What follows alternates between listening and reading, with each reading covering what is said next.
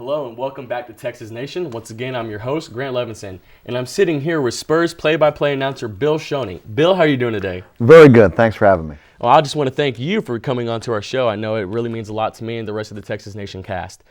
But I want to get right into a little bit of your past, a little bit of your history. You got your big break when you started at Sam Houston State at the age of 23, doing play-by-play and other radio broadcasting duties. Talk to me a little bit about that. Well, I had started out doing high school ball actually out in West Texas before I got the Sam Houston State gig. So I started very young. I knew what I wanted to do at a very young age. So that was a real advantage for me because I had always tried to work toward being a play-by-play guy. Now, in small market radio, like when I was in La Mesa, a little small town out in West Texas, and then to Huntsville, which is also a small market, you've got to do a lot of different things, not just radio play-by-play, although I did have the chance to do football, basketball, and a little bit of baseball during my 6 years in Huntsville. Speaking of Huntsville, you said small market.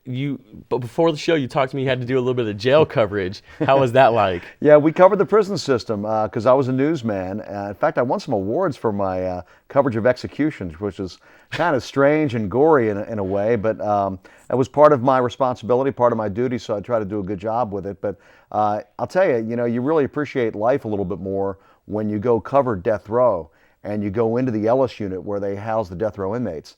And then when you walk out, the sun's a little bit brighter, the sky's a little bluer, you can hear the birds singing. So actually covering the prison system helped me, I think, maybe appreciate life and appreciate the opportunity to do ball games a little bit more rather than just on Wednesdays at 9 a.m. go out to the Ellis unit and interview the guys that are going to be executed. Makes it a little bit easier to smile. Now, after you went from Sam Houston State, you went to the University of Texas, probably the biggest market in the nation, at least right now. You spent 12 years there. How much fun was it to cover the likes of the Longhorns with the football and basketball and baseball? Well, doing all three sports was great because I really love doing baseball. And of course, college baseball is huge in Austin. The Longhorns regularly go to the College World Series in Omaha, which is a great event. I think maybe one of the most underrated events in all of college sports. Just really a lot of fun. You don't even have to like baseball and go to Omaha for the College World Series and enjoy that. But that was part of it. And of course, the basketball program was good. It's better now. Rick Barnes is recruiting the likes of guys like LaMarcus Aldridge and T.J. Ford and Kevin Durant, all these guys who've made the NBA and have been very successful. But I was there during the Tom Penders era and then the last few years of the Rick Barnes era. So I got to see some really good players come in. So that was a lot of fun. Football went through some changes while I was there, but I did get a chance to cover the entire career of Major Applewhite. In fact, Major's last game was my last game. So I was What a way to go out. Yeah, it was a great win out in the Holiday Bowl in San Diego. The Longhorns beat the University of Washington. I got to call all of the carries of Ricky Williams' great career, which was a lot of fun as well. So, but the Spurs gave me a great opportunity in '01, and I never looked back. It's been a great ride with the Spurs as well. Well, as you just said, you did go to the Spurs from the Texas Longhorns. You've been with them now for 9 years. You're starting on your 10th. You've been through 3 championships. How much fun is it to call a basketball championship? Well, it's amazing because one of the things that Greg Popovich has created is a culture in San Antonio where he brings in good people. And, he's an old military guy. He's a disciplinarian. He doesn't put up with a lot of stuff in the locker room. And so he brings in solid guys. And that, I think, when you've got great players like Tim Duncan and David Robinson, the first championship, of course, in '99 was before I got there, but David won a championship his last year in '03, and then it continues, of course, with Tony Parker and Manu Ginobili. Not only are they great players, but they're very good people. So when you're recruiting free agents and you're drafting guys and evaluating other players, you've got that culture created where these guys want to get on board, work hard, be good citizens, give back to the community. So it's not just the success they've had on the court, but they're really an integral part of what goes on in the fabric of the city of San Antonio. Well, speaking of drafting guys and drafting guys of character, the Spurs with their first-round pick drafted James Anderson from Oklahoma State, the guard. How do you see him playing into the mix and really helping out the Spurs? Well, it's still a little early because there's a big jump from the college game to the NBA game. So as of this taping, there's only been one preseason game so far, so we really haven't had a chance to see him. But in college, he was really good off pick and roll, And even though defenses were geared to try to stop him, he still averaged 22 points a game. So I think that with less pressure on him, he'll probably thrive in the Spurs system. Might not be right away. It might take a little while as he makes that adjustment like all players do from the collegiate level to the NBA. But he seems to be a really good young man. I think he's going to fit in with the program. And I know he'll work very hard. He's already begun working very hard during training camp and the first few exhibition games. So I think that he's going to be the type of player that the Spurs can hang their hat on. They've got several good young players now to complement these veterans. Right. Now, see, that's what's going to be my next point. Young seems to be what the Spurs need, seeing how their big three are kind of old. So another year is taking on the toll of, Tim Duncan, Manu Ginobili, and Tony Parker. How do you see those three coming out and playing now that they're, getting older and more rusty? Well, I think the good thing is that both Manu and Tony stayed home this summer. Tony spent a lot of time in L.A. because that's where Eva works. Right. But Manu stayed in San Antonio, might have spent a little bit of time down in Argentina, but they didn't play for their respective national teams. Even though the World Championships were going on, Tony did not play for France, Manu did not play for Argentina. That's really good for the Spurs because these guys come in well-rested, ready to go. They're fit. They're not bringing any nagging injuries like they have in the past on occasion to training camp. Tim Duncan worked out very hard this summer. He's in excellent condition. And they don't need Tim to play 35 or 40 minutes. They're going to really watch his minutes and make sure that young guys like DeJuan Blair, like the draft pick Tiago Splitter, who we haven't seen yet, but I think that these guys are probably going to take some of those minutes. You got the veteran Antonio McDyess, certainly, who will probably play about 20 minutes a game. So he'll be in that front court mix as well. So I think the game plan is to not put as much pressure during the regular season on the big three. Let some of these young guys develop and get some minutes and make their contributions. Well, I want to move on to the Mavericks. Their big offseason move was re-signing Dirk Nowitzki, not letting him go anywhere. Do you see that move being the biggest move they could have made for this franchise in the past 10 years? Well, he's their franchise player. There's no question about that. Dirk's a first ballot Hall of Famer, and it would be hard to imagine Dirk playing in another uniform. It would be hard to imagine the Mavericks, at least right now, without Dirk Nowitzki at power forward. So I think that was a very important signing for them, and I really don't think he was going to go anywhere else. He probably just wanted to see if there were any enticing offers. Maybe if the Miami situation happened, he might have gone somewhere else. But they got Dominique Jones from South Florida, a young player who's kind of a combo guard, kind of a Rodney Stuckey type, a solid guy. I think that he'll probably get into the rotation now that Jason Terry is getting a little bit older. He's really more of a two-guard than a point guard.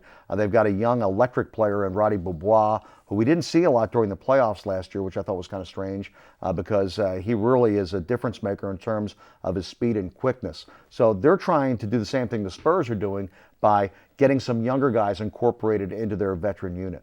Well, I think that bringing in speed can really help your team when you're playing against teams like the Spurs and the Rockets, who are not necessarily speed guys, but they have some great big guys and some great shooting guys like J.J. Barea for the Mavs can really go in and, like you said, just run around the court and drive it to the lane. Yeah, I think it's important in this day in the NBA to have some flexibility with the lineups, be able to do different things. That's one of the things that George Hill, I think, brings to the Spurs, because not only can he back up Tony Parker at the point, his more natural position is a two-guard, and he's a natural scorer. This is a guy who averaged 36 points a game his senior year at Broad Ripple High School in Indianapolis, which is a very good basketball market. There's a bunch of Indianapolis guys in the NBA. In fact, in the first preseason game, George went up against Courtney Lee, who has had some success already in the league, and he's an Indianapolis guy, played at Western Kentucky. But I think that George gives them the opportunity to push the ball a little bit more. If they want to go small with, say, Richard Jefferson, Manu Ginobili, George Hill, and Tony Parker, they can really push the pace with that lineup. And DeJuan Blair has come back in very good shape, and I think DeJuan gives them a little element that's a little bit different too, because he's a 6'6", 6'7" guy who plays much bigger than that, and he's a monster on the boards. And he was the most productive rookie last year in terms of rebounding and per minute, and also was first in field goal percentage, I think second among all rookies in total rebounding. So I think DeJuan is going to have an increased role this year. I think they've got some flexibility with him because he can play a couple different positions. And I think that that is good that the Spurs now have some of these young guys who are going to make an impact. Well, I feel like DeJuan Blair was definitely the steal of the draft last year. The Spurs did a fantastic job with him. But I want to move to another team in the Southwest Division, the Houston Rockets. They just got problems left and right. I don't even know where to begin with them. Yao Ming coming off the injury, and he said he's only supposed to get 25 minutes a game. We'll see how that works out. But it seems like there's really only two two players who you know are going to do well in Shane Battier and Luis Scola. How do you see the rest of the team lining up? Well, Aaron Brooks really made a lot of strides last year. In fact, he was voted the most improved player in the NBA. He's a lightning quick point guard. He probably needs to improve his shooting percentage, as does Kevin Martin. Remember, Kevin Martin's a guy who can score 20 points a game. They brought him in from Sacramento. They made that trade where Carl Landry ended up in Sacramento. I think they're going to miss Carl Landry a little bit because he could really provide some depth up front. But they did get a veteran in Brad Miller, who's out right now with an ankle injury, but he knows how to play. He's a very good passer out of the high post.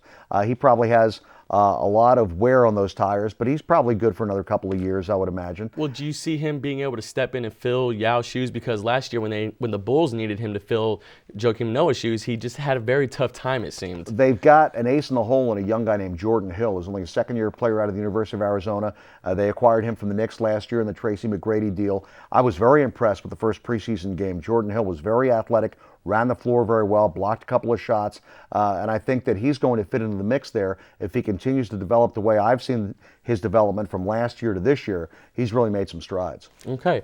Well, so we saw that the Rockets barely missed playoffs last year. The Spurs got the 7th seed, and then that the Mavericks got the 2nd seed.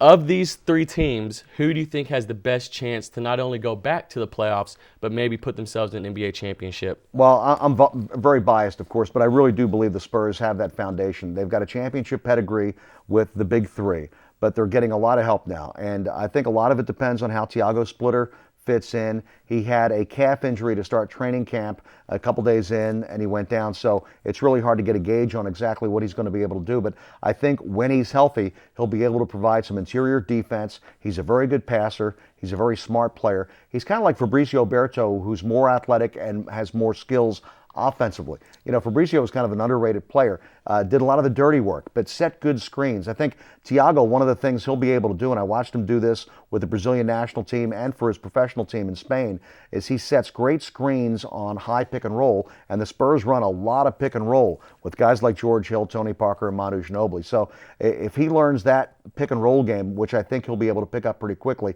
because he's got that high basketball IQ, I think that he'll be able to fit right in and really contribute quite a bit in his first year. Well, that's some great stuff, folks. Thank you very much, Bill. When we come back, we're going to still be with Bill here, and we're going to bring in Carl Schoening to talk a little bit more NBA and talk about the Major League Baseball playoffs. So don't go anywhere.